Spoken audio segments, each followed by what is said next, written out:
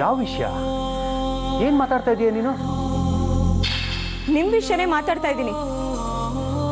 ನನಗ್ ಗೊತ್ತು ಅಣ್ಣ ಇಂಥ ಕೆಲ್ಸಕ್ಕೆಲ್ಲ ಕೈ ಹಾಕೋನಲ್ಲ.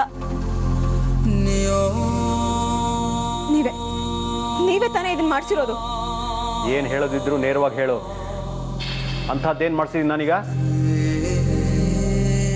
ನಿಮ್ ಕಡೆ ಹುಡುಗರನ್ನ ಬಿಟ್ಟು ಅಭಯ್ ಅವ್ರ ತಂದೆಗೆ ಪ್ರಾಣ ಬೆದರಿಕೆ ಹಾಕ್ಸಿದ್ರಂತೆ. ಯಾವನ್ ಹೇಳಿದ್ದ ಹಾಗಂತ? ನಂಗೇನ್ ಮಾಡೋಕ್ ಬೇರೆ ಕೆಲಸ ಇಲ್ಲ ಅನ್ಕೊಂಡಿದ್ಯಾ? ರಾಜಕೀಯದಲ್ಲಿ ಇಂಥ ಹುಡುಗರ ಅವಶ್ಯಕತೆ ನಮ್ಗಿದೆ ನಿಜ. ಹಾಗಂತ ಅವ್ರನ್ನ ಕಂಡ್ಕೊಂಡು ಅವ್ರನ್ನ ಬೆದರ್ಸೋಕೆ ಹೆದರ್ಸೋಕೆ ಇಟ್ಕೊಳ್ಳೋಕೆ ಸಾಧ್ಯನಾ? Don't be stupid. ಇಷ್ಟಕ್ಕೂ ಅಭಯ್ ತಂದೆ ನಾನೇ ಹೆದರ್ಸ್ಬೇಕು? ನನಗೇನಾಗಬೇಕಾಗಿದೆ ಅದರಿಂದ? ಒಳ್ಳೆಯವ್ರ ಥರ ನಾಟಕ ಆಡ್ಬೇಡಿ ಪಪ್ಪ. ನನಗೆ ಗೊತ್ತು ನೀವೇ ಇದನ್ನೆಲ್ಲ ಮಾಡ್ಸಿರ್ತೀರ. ಅಭಯ್ ಅತ್ತಿಗೆ ನಾ ಹುಡ್ಕೋದನ್ನ ತಡಿಯಕ್ಕೆ ಅಂತಾನೆ ಇಂಥ ಚೀಪ್ ಕೆಲಸ ಮಾಡಿರ್ತೀರ. ಪಾಪ ಅಭಯ್ ನಿಮ್ಗೋಸ್ಕರ ಎಷ್ಟೆಲ್ಲ ಕಷ್ಟಪಟ್ಟಿದ್ದಾನೆ. ಇವತ್ತನ್ನ CM ಆಗಿದ್ದಾನೆ ಅಂದ್ರೆ ಅದರಲ್ಲಿ ಅಭಯ್ ಶ್ರಮ ಎಷ್ಟಿದೆ ಅಂತ ನಿಮ್ಗೆ ಚೆನ್ನಾಗಿ ಗೊತ್ತು ಪಪ್ಪ. ಅದರಲ್ಲಿ ಅವನ ಮೇಲೆ ಅವನ ಫ್ಯಾಮಿಲಿ ಮೇಲೆ ನಿಮ್ಗೆ ಯಾಕೆ ಅಷ್ಟೊಂದು ಕೋಪ? ನಿಮ್ಮ ಬಗ್ಗೆ ಅಸಹ್ಯ ಆಗ್ತಾ ಇದೆ ನನಗೆ.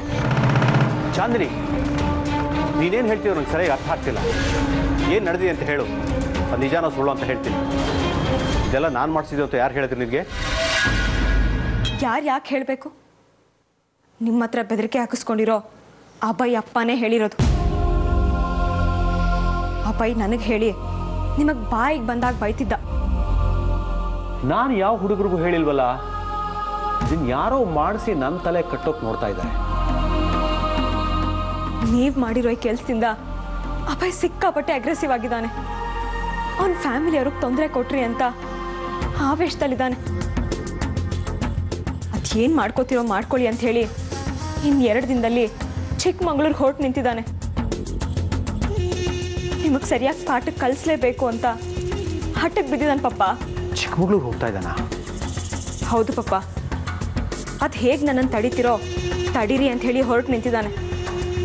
ಅವನು ಹೊರಟು ನಿಂತಿರೋದು ನೋಡಿದ್ರೆ ಅದಕ್ಕೆ ನಾ ಹುಡುಕ್ ತಂದು ಜನರು ಮುಂದೆ ನಿಲ್ಲಿಸಿ ಅಣ್ಣ ಮಾಡಿರೋ ಮೋಸ ಅದು ಜನಕ್ಕೆ ಗೊತ್ತಾಗದೇ ಇರಲಿ ಅಂತ ನೀವು ಮಾಡಿರೋ ಪ್ಲ್ಯಾನ್ನೆಲ್ಲ ಮೀಡಿಯಾ ಮುಂದೆ ಹೇಳಿ ನಿಮ್ಮ ಮರ್ಯಾದೆ ತೆಗಿತಾನೆ.